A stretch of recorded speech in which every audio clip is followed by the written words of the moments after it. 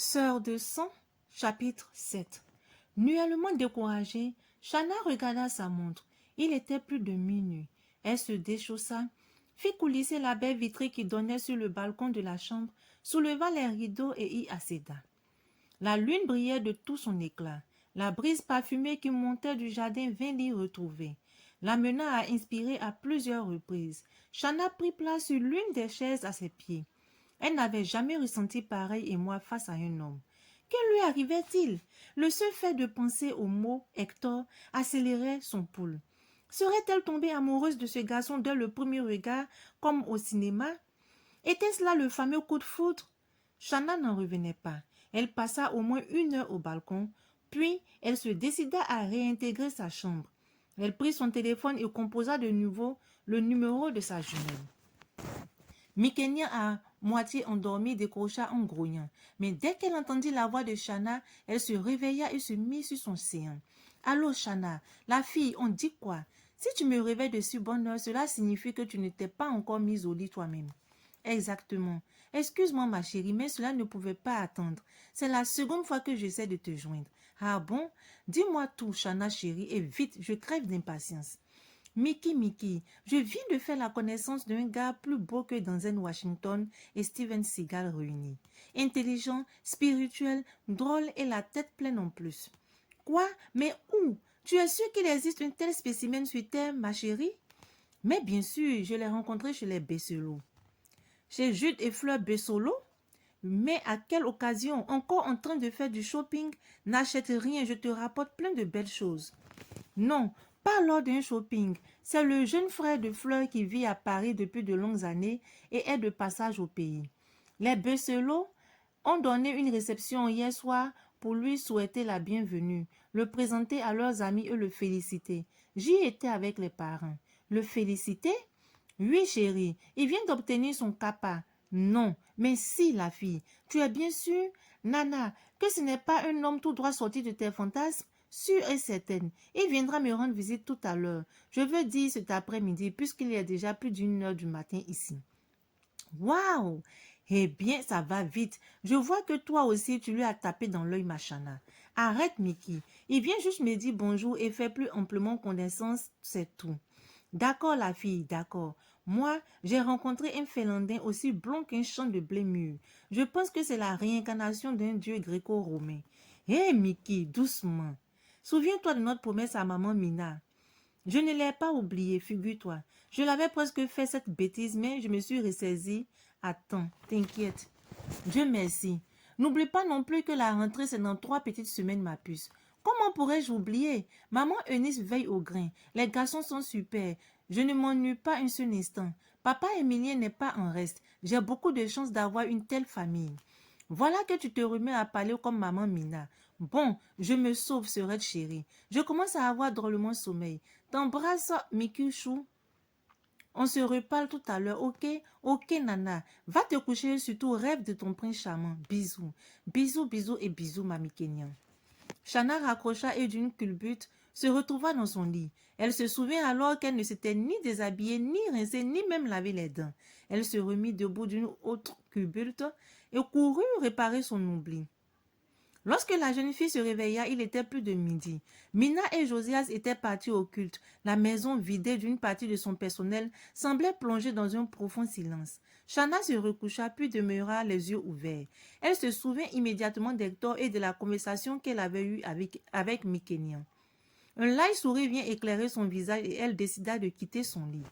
Ce qu'elle fit, séance tenante. Chana ouvrit la porte de la salle d'eau en fredonnant une chanson surgie. Elle ne savait d'où et y entra. Elle s'assit sur le rebord de la baignoire pour se brosser les dents, comme si les jambes lui manquaient. Elle se leva bientôt pour parachever sa toilette. En se rinçant la bouche, elle s'apostropha devant le miroir. « Écoute, Chana, tu vas arrêter ce cinéma et te comporter en fille responsable. Qu'est-ce que c'est que cette histoire-là? Tomber comme cela en pamoison dans les bras du premier venu?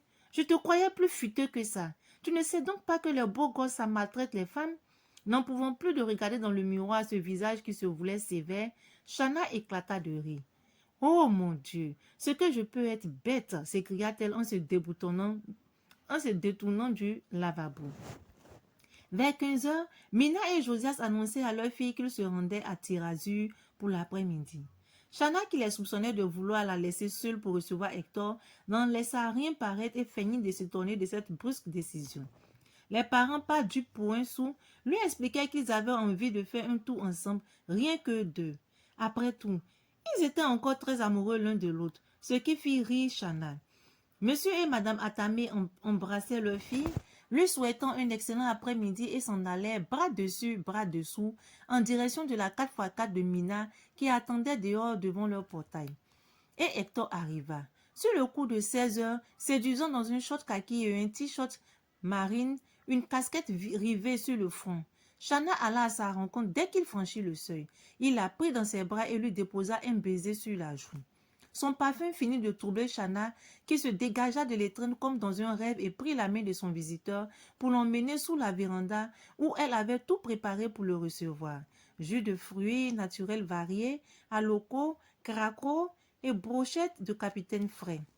« Waouh !» s'écria Hector lorsqu'il parvint à la véranda et s'assit dans le fauteuil que lui indiqua Shanna. « C'est beau et ça sent drôlement bon ici. »« Merci, » dit la jeune fille en riant et en prenant place dans le canapé d'osier qui faisait face au fauteuil d'Hector. « Alors, quelles sont les nouvelles ?»« Rien de grave. Je suis juste venue te saluer et voir où tu habites. C'est vraiment gentil à toi, Hector. »« Au fait, Shanna, où sont tes parents? Je voudrais les saluer. Tu es enfant unique? » Oh, Hector, poussa Shanna. Mes parents sont sortis en amoureux. J'ai deux grands frères et une sœur jumelle.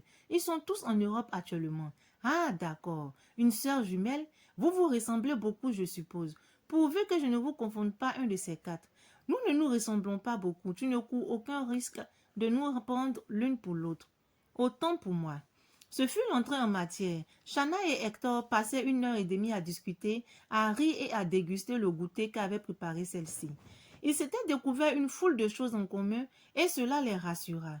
Hector se félicita intérieurement de ne s'être pas fiancé avant de quitter la France car il était certain que la fille en face de lui ferait une excellente épouse.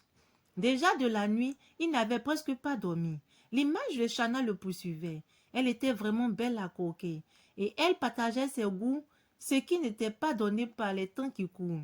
Avant de prendre congé, Hector murmura à l'oreille de Shanna qu'elle lui plaisait beaucoup et qu'il désirait la fréquenter. Elle lui répondit sur le même ton qu'elle n'y voyait aucun inconvénient. Finalement, ils se séparaient au portail où était stationnée la voiture qu'Hector avait empruntée à Fleur, sa sœur. Hector avait donné à Shanna un baiser fort appuyé sur la joue en guise d'au revoir.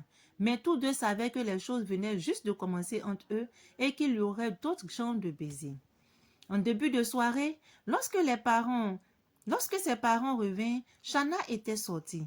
Elle leur avait laissé une note disant qu'elle se rendait chez elle à la cité universitaire prendre quelques affaires dont elle avait besoin. En fait, elle allait mettre de l'ordre dans la chambre car elle avait deviné qu'Hector voudrait connaître aussi l'endroit où elle vivait lorsqu'elle n'était pas à la maison familiale. Shanna en profita pour dépoussiérer aussi celle de Mikenian. Il était plus de 20 heures lorsqu'elle réintégra le domicile familial. Josias et Mina l'attendaient pour partager le dîner, un repas léger fait de salade verte et de poulet rôti. Une fois au lit, Shanna murmura une brève prière et éteignit la lampe de chevet dans l'espoir de pouvoir s'endormir très rapidement. Il n'en fut rien.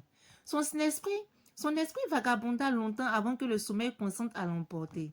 Hector, heureusement, il devait repartir dans 2 semaines environ. Oui, heureusement. Même s'il allait terriblement lui manquer car elle ne savait comment elle pourrait gérer cette relation lorsque Mikenia sera de retour. Et tout le monde le savait. Cette dernière ne voulait de personne entre Shanna et elle, surtout si cette personne était là à cause de sa sœur de sang. Pour la première fois de sa vie, Shanna réalisait une chose. Écarter sa jumelle au profit d'un homme ne serait pas facile. Mais elle haussa les épaules, même les vraies jumelles se marient. Josias et Mina, dans leur chambre, commentèrent de nouveau la réaction de Shanna face à Hector Milandi. Il n'y avait pas à dire, ces deux-là étaient attirés l'un par l'autre. Mais Hector, apparemment plein de qualités, n'avait-il pas d'engagement vis-à-vis d'une autre personne? Josias confia à sa femme qu'il avait des réserves vis-à-vis de ce jeune homme, bien sous tout rapport. Il était trop parfait pour être vrai. Ce à quoi Elle répliqua que ce cher monsieur Atame était du genre compliqué et rabat-joie. Comme toujours, il était cependant évident qu'aucun des deux n'avait envie de constater un jour que leur fille n'aurait été qu'une passade pour ce jeune homme et qu'elle en ait été marquée à vie. Mina jouait les bonnes fées, prédisant qu'il n'arriverait rien de tel car les Milandi qu'elle avait connus alors qu'elle était encore au lycée étaient des gens bien. C'est vrai que la vie les avait séparés pendant de longues années et que les tout derniers enfants de la famille tels qu'Hector n'étaient même pas encore nés. Chose curieuse, Hector s'entretenait justement avec Fleur Bessolo, sa sœur, de ses projets immédiats. Elle avait elle aussi remarqué l'intérêt du jeune homme pour Shana Atame. Lorsqu'il aborda le chapitre de sa vie sentimentale, il mentionna en premier le nom de la jeune fille. Fleur l'arrêta tout de suite. Mina était une amie d'enfance qu'elle était heureuse d'avoir retrouvée au hasard, d'une fois ivoirienne à Paris et une de ses meilleures clientes. Jude aussi appréciait Josias par ailleurs, un homme charmant. Shana et Mikenya étaient comme ses filles et elles ne voulaient aucun problème. Hector protesta de sa bonne foi, brandissant même le fait qu'il n'était pas un homme à femme. Sa sœur le lui accorda, mais lui fit remarquer que les hommes changent et qu'on ne sait jamais. Elle lui conseilla de réfléchir encore et de prendre le temps de mieux connaître Shana avant de décider de l'inscrire sur sa liste de projets. Hector se mit à rire et expliqua à sa sœur que, dans quelques semaines, lorsqu'il quitterait Abidjan, il lui laisserait une tâche à accomplir, prendre grand soin de Shana pour lui, et il était sincère. Hector et sa sœur continuèrent leur échange, mais en ayant clos le chapitre Shana Atame. Cependant, il y pensait encore. Shana était telle qu'il avait imaginé la femme à qui il demanderait de partager sa vie. Il avait pu discerner à travers les longues conversations qu'ils avaient eues depuis leur rencontre sa personnalité attachante et sa bonne moralité. De plus, elle était encore physiquement innocente, ce qui lui permettrait de la modeler à son goût. Ainsi s'achève notre chapitre 7. Que pensez-vous de ce chapitre? Dites-le moi en commentaire et surtout, n'oubliez pas de vous abonner et de liker la vidéo sur TikTok et de me suivre pareillement sur YouTube, ma page Lecture Paisible, car il y a aussi des lectures là-bas. Merci pour tout et à très bientôt.